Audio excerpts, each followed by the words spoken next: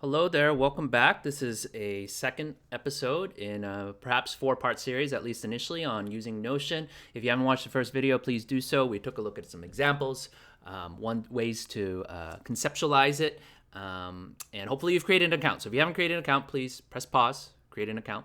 And we're going to dive into just sort of orientation, sort of getting a lay of the land.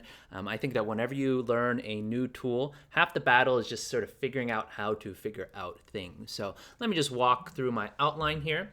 So instead of point and click, which is kind of what many of us are used to, there's actually this term, recognition versus recall. Right? And really what you're going to learn over time, you can always point and click, that's fine, but hopefully as you learn about Notion, you're going to recall. And what do I mean? Okay, this slash command. So press the front slash.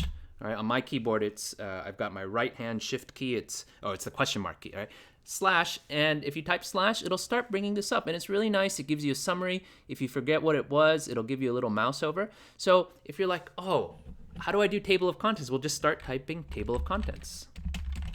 All right, and it'll show an outline. What it'll do, it'll pull all the headings, which we'll talk about in a moment.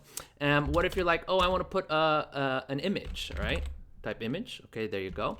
For the table of contents, TOC is an acronym for it, so, okay, so what I mean by recognition versus recall, recognition means normally you're like, oh, where do I go on the page to find things? Recall is, oh, what is the key word? I'm going to start typing it. Now, there is this thing where because slash is sort of the magic key, like if I want to type page and then workspace, right? Sometimes people like to do that. You just type through it and then you'll be okay, right? And then Notion will be like, oh yeah, I don't see a command called workspace. All right. And there's also searching in page versus the workspace. And actually right now in real time, I'm going to move this point here, find. I realize that this is actually a sub point here. Boom. You kind of see the little blue lines. It'll show you the level of indents. Okay. All right, that's good. So you can, I'm working from a Mac here. You can Command F, all right? And actually Command F, right now I'm in the browser. So if we were using the desktop app, that would search within the page, all right? Right now the browser is kicking in, so this is actually not a good example, but go check it out for yourself. If you want to go within your entire workspace, you can do Command P. All right, and this is going to search your workspace. You see this workspace is called home. You can set up additional workspaces, but really on the left-hand side, you can have pages and pages and subpages. Let me actually switch back to this other workspace. Okay, so here you can take a look. All right, Command P, you can see all of the different workspaces, and basically you can have sort of nested more and more indents of the different pages. All right, let's keep going through because this is just orientation. We are not building quite yet. This goes for any type of learning. If you're not sure, sort of the how can I blank or is there a better way to do blank? Often there is a better way, or maybe there's a keyboard shortcut. And you can only watch so many of these videos. Just jump right in. That's how I learned. That's how we learn things. Hide, show, sidebar. Right, this is very useful. All right, close sidebar here, show and hide, and you'll see it gives you the keyboard shortcut. All right, learn those over time. And then this is really one of the core things that you saw me do. It was totally unplanned. You can always rearrange things after the fact and then change the blocks in different types. So let's say I have this toggle block, all right, which is really useful. All right, but let's say, oh, I don't want it to be toggle anymore. So there's a keyboard command front slash. I can turn it into, so it says, you see here, turn into. I can go turn into bullet, or I can just start typing bullet. All right, remember, recognition over recall. And boom, you see that? It changed it into a bullet. But I can decide again, I want the toggle instead. And now it's a toggle, okay? Question mark for help, so down here, question mark.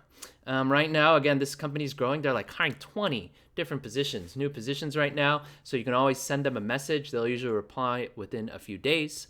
If you click, of course, all their stuff is built in Notion. So there's this giant repository, this knowledge base of how to use it.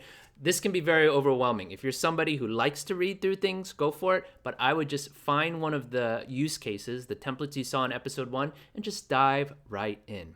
Let's see, keyboard shortcuts I wanted to mention. Okay, this is very useful here, so let's open that up. Okay, keyboard shortcuts. All right, so again, learn them as you need. And one thing I wanted to highlight is this thing called Markdown. All right, Markdown, if you have done HTML, it's sort of you're adding characters to tell the computer to do something. All right, and I think we'll talk a bit more about that in the third episode. Right now, I'm just sort of giving you the lay of the land. We talked about colon emoji. There's a typo there. Lots of documentation, you can report a bug. All right, just a few more things to round things out. Okay, 3 dots, more options. So you see upper right-hand corner, 3 dots, okay? That gives you more options. And basically, anytime you see 3 dots, these are these sort of more options here. All right, 6 dots are for the blocks, all right? You can easily move things around. And whether it's a toggle list, you see all the subpoints sort of, in software, you call it a parent and a child. So even with the bullet list, it moves as one piece. You can share and publish. All right, you can go take a look to see all the different ways, different levels of control you can publish. You can actually make it indexable by a search engine. You probably don't want to do that, but it's up to you, depending on your use case. And then the favorites. Okay, I'm going to switch back to here. All right, let's say we have this media page. All right, again, this is just a sample. If I make it a favorite, you see how this pops up here. So you can imagine over time you're going to have tons and tons of pages and subpages. If there's something you're currently working on, you can make it a favorite and it's going to pop up to the top.